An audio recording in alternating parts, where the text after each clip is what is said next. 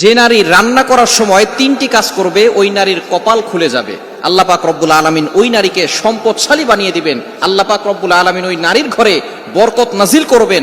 ওই নারীর ঘরে আল্লাহ পাক রব্বুল আলামিন রহমত নাজিল করবেন। অনেক মা বোনেরা এখন কিন্তু সংসারের ভিতরে সুখ চান, শান্তি চান, ঘরের ভিতরে রহমত চান, বরকত চান।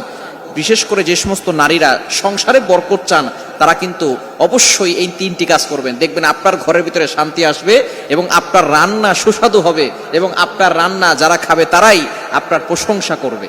আমরা অনেকেই কিন্তু নিজের প্রশংসা শুনতে চাই এবং অনেকেই আমরা ঘরের ভিতরে বরকত চাই, রহমত চাই। এজন্য আমরা এই তিনটি কাজ করব। নাম্বার 1, 1 নাম্বার হচ্ছে আপনি যখনই রান্নাঘরে প্রবেশ করবেন তখন আপনি সালাম দিবেন। মনে রাখবেন রান্নাঘরে কিন্তু চুলা আছে।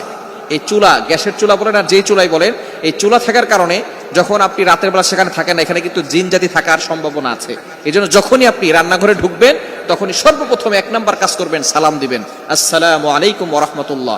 কেউ থাকুক আর না থাকুক, ঘরে যখনই প্রবেশ করবেন, যদি ঘরে কেউ নাও থাকে তারপরে সালাম দিবেন, কারণ ঘরের ভিতরে অনেক সময় শয়তান থাকে। আপনার সালাম দেওয়ার কারণে সেই শয়তান সেখান থেকে বের হয়ে যাবে।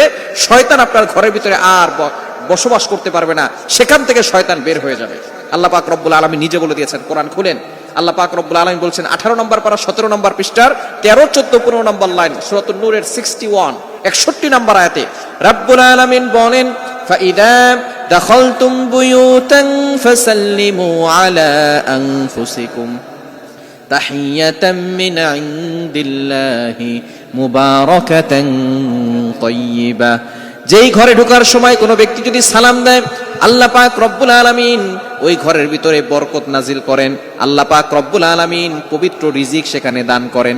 এজন্য 1 নম্বরে নারীরা, মা বোনরা যারা রান্নাঘরে যাবেন সর্বপ্রথম সালাম দেওয়ার দরকার আছে না নাই? মা বোনদেরকে এটা শিখিয়ে দিবেন।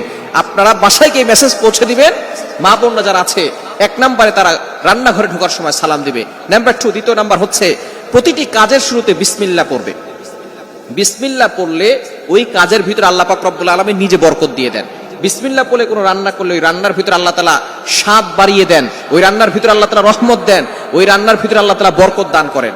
কিন্তু বর্তমান আমাদের সমাজের ম্যাক্সিমাম নারীরা রান্না করার সময় ডিজে গান শুনে, রান্না করার সময় হিন্দি গান শুনে, ইংলিশ গান শুনে, তারা ড্যান্স করে আর রান্না বান্না করে, যার কারণে ঘরের ভিতরে কোনো বরকত থাকে না। খবরদার, গান শুনবেন আর রান্না বান্না করবেন আর চিন্তা করবেন ঘরের ভিতরে বরকত নাই কেন। আপনি যদি বরকত পেতে চান, প্রত্যেকটা কাজের শুরুতে আপনি বিসমিল্লাহ পড়বেন। আপনি চাউল নিচ্ছেন, পড়েন বিসমিল্লাহির রহমানির রহিম।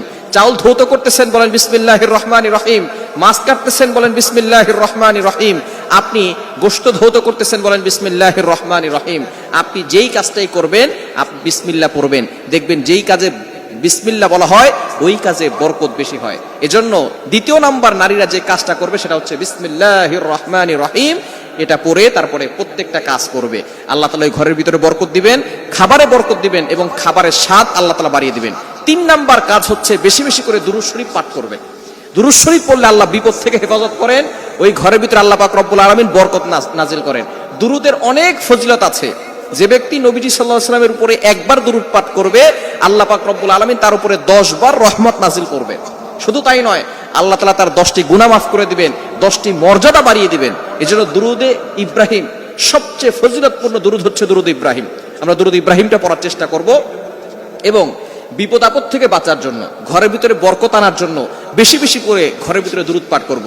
মা বোনরা শুধু নিজেরা পড়বেন না, আপনার সন্তানকেও দুরুদ পড়া শিখাবেন। আপনার সন্তানকে শিখাবেন দুরুদ পড়লে কতটা ফজিলত হয়।